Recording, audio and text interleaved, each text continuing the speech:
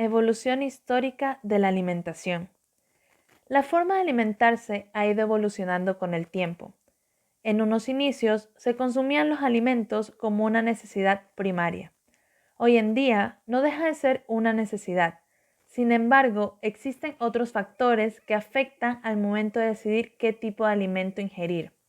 A continuación, vamos a analizar cómo ha cambiado la alimentación según el tiempo, dividiendo la historia en las 5 épocas: prehistoria, edad antigua, edad media, edad moderna y edad contemporánea.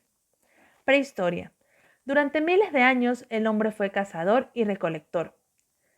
En un principio, los homínimos ardipithecus basaban su dieta en el consumo de hojas, frutos y semillas. Esta especie evolucionó al Homo habilis, la cual se caracterizó por la fabricación y el uso de herramientas lascas para conseguir proteínas de origen animal. Con el tiempo surgió el Homo ergaste, el cual mantuvo la misma dieta que los habilis, que eran productos cárnicos, con la diferencia que estos fabricaron herramientas que requieren una planificación y destreza más avanzada. Finalmente, apareció en África el Homo sapiens, a quien se le atribuye ser el antecesor de los seres humanos. Se dice que ellos cazaban elefantes, rinocerontes, venados, vacas, cabras, entre otros. Con el tiempo fue desarrollando nuevos hábitos alimentarios, que aparte de la caza y la recolección de frutos, incluían la explotación de recursos marinos y fluviales. Los hombres desarrollaron grandes estrategias para subsistir, como hacer fuego controlado. Esto no solo les ayudó a resguardarse del frío, sino que aprendieron a cocinar, permitiendo de esta forma que los alimentos fueran más digeribles. Poco a poco se fueron organizando campamentos en los que comenzaron a desarrollarse técnicas de conservación de los alimentos, como el ahumado. Por otro lado, también se crea el sistema en la recolección de vegetales. Con la creación de los campamentos, los seres humanos dejan de ser nómadas y pasan al sedentarismo. Se domestican los animales, se dan los primeros cultivos, siendo los indicios de la ganadería y la agricultura. Edad antigua. Con la aparición de la agricultura y la ganadería, todo cambió. Aparecieron los primeros poblados y la sociedad empezó a estructurarse. En las casas crearon espacios de la cocina y almacenes para conservar alimentos. Entraron en la dieta dos nuevos productos, la leche y los cereales. Egipto. Esta civilización se desarrolló teniendo como núcleo el río Nilo. Para ello, los alimentos empiezan a tener una relevancia para los cultos. La información existente sobre su gastronomía es en base a los hallazgos arqueológicos. Se ha descubierto la existencia de cereales, frutas, verduras, legumbres, lácteos, carne, pescado, huevos, grasas, condimentos y especias. China. Los chinos siempre se han considerado la comida como un arte. Tenían una dieta saludable, comían carne o pescado servido con una gran cantidad de verduras. El arroz empieza a tener relevancia en sus festivales o fiestas tradicionales. Poco a poco se convirtió en un alimento básico. Asimismo, se preparaba un fino y sabroso fideo de trigo. Fueron los primeros que usaron los palillos para comer. Crearon el molino de harina, el tofu y el queso de soya. Tenían normas de comportamiento como no hacer ruido al momento de la comida. Fueron los primeros en utilizar los palillos para comer. Roma. Su alimentación en un principio era muy básica, relacionada directamente a los productos que obtenían de la agricultura, ganadería y pesca. Para el siglo II, la cocina evoluciona hasta considerarse un elemento especialista. Se perfeccionaron las técnicas de conservación. No solo se usaba la sal para conservar, sino el vinagre, aceite de oliva, fermentación alcohólica, miel o la técnica de secado al aire. El alimento básico de la sociedad romana era el trigo y el vino, aunque este último se agrega con facilidad. También consumían leche de cabra o de oveja. En América, los pueblos se desarrollaron por sí mismos. Los primeros habitantes del continente recolectaban frutas y raíces, debido a la gran extensión de tierra que había, y cazaban animales fáciles de matar. Utilizaban el maíz y el amaranto. Existía gran variedad de utensilios. La alimentación tenía relación con la religión debido a que veneraban a los dioses haciéndoles ofrendas de alimentos. Edad Media. Esta comprende desde el siglo V hasta el XV. Todo lo que se comía en esa época dependía completamente de la posición social a la que se pertenecía. El pan podía constituir hasta el 70% de la ración diaria de alimento de las personas de la época. Las clases bajas comían pan de centeno, cebada, mijo y avena. Las harinas refinadas, como las de trigo, solo eran para las personas de clase alta. Una costumbre ampliamente presente en las mesas medievales eran los sops, que consistían en pequeños pedazos de pan con vino, sopa, caldo o incluso una salsa. Las bebidas más comunes eran la cerveza, el vino, el aguamiel y la sidra. La carne no era algo que se consumiera con frecuencia en las clases bajas. El consumo del cerdo era lo más común en las altas alcurnias. La caza se reservaba a las clases altas y la nobleza. Esto era signo de poder y dominación. Las clases bajas comían los hígados, vísceras, patas, incluso sangre de cerdo. En España ya era común la morcilla con piñones y pasas. No era común utilizar tenedor, servilletas o cuchillo. De hecho, los comensales debían traer este último de su propia casa. En cuanto a las copas, se compartían entre varias personas. Las clases altas tienen una mejor alimentación. Comen huevo, carne, tocino, queso, se mejora el refinamiento de la mesa. En la clase baja surge la cocina de estilo provenzal. Las cruzadas fueron una causa de fusión de cocinas, ya que se combinó la cultura del Oriente con la cultura europea. En cuanto a las aves, se consumían diversos tipos: cisne, codorniz, perdiz, cigüeñas, alondras, entre otros. En América, las grandes civilizaciones se desarrollaron en dos territorios, México y Perú. Se presenciaban productos como el maíz, papa, yuca, tomate, aguacate, camote, entre otros.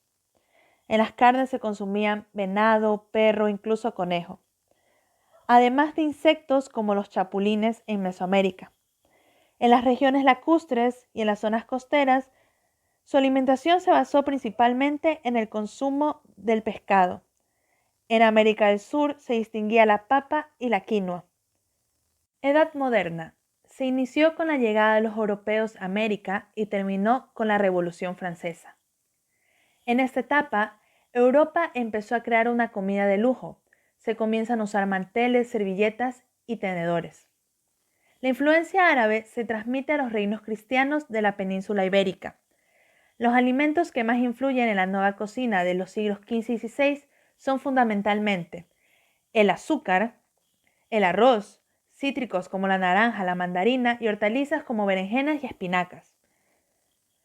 El segundo gran cambio en la alimentación europea se debe a la incorporación de los nuevos productos alimenticios que provenían del continente americano. Los principales productos que formaron para la dieta occidental fueron la patata, el maíz, el tomate, frijoles, el cacao, que realizaron productos como chocolate y café. Italia es el país que más se destaca por su elegancia junto a Francia. Se fomentó el placer, arte y lujo en las mesas. Se empezó a arreglar con finas porcelanas y cubiertos. Cada comensal tiene para su uso exclusivo una cuchara, un cuchillo y un nuevo instrumento que revolucionó la forma de comer, el tenedor. Se considera de mala educación comer con las manos, compartir platos o beber todos de una misma copa. Comían frutos como entradas al plato fuerte. Disminuyeron el uso de especies. El tener un buen cocinero que hiciera espectaculares platos se consideraba un signo de estatus social. Todos los grandes aristócratas tenían un chef que se esmeraba en sorprender a los invitados de sus señores. Al igual que en la Edad Media, las zonas populares consumían pan. Esta vez los acompañaban con sal, con cebolla, ajo o aceite, para darles un poco de sabor. Este era de color negro moreno, ya que se utilizaban otros cereales diferentes al trigo. Eran de tamaño muy grande, generalmente de más de 4 o 5 kilos. Se horneaban solo una vez cada mes. Otras formas muy populares de consumir el cereal eran en las sopas de harina. Cada región elaboraba la suya de manera propia. El pueblo comía muy poca carne, y cuando lo hacía era generalmente en fiestas o en celebraciones. Se sacrificaba un único ejemplar de cerdo al año. Su carne se salaba, se embutía o se secaba, lo que permitía que durara varios meses.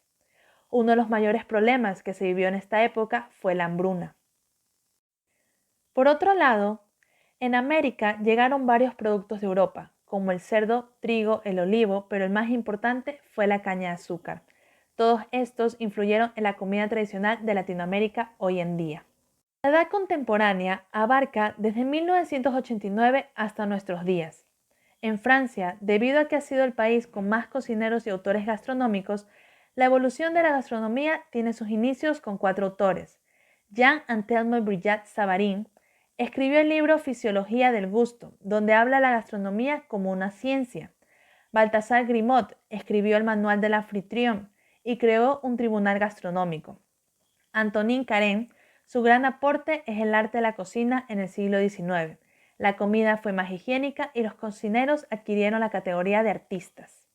José Berchous escribió el libro La gastronomía, o El hombre de campo en la mesa. Gracias a esta obra se empieza a poner de moda la palabra gastronomía en Europa.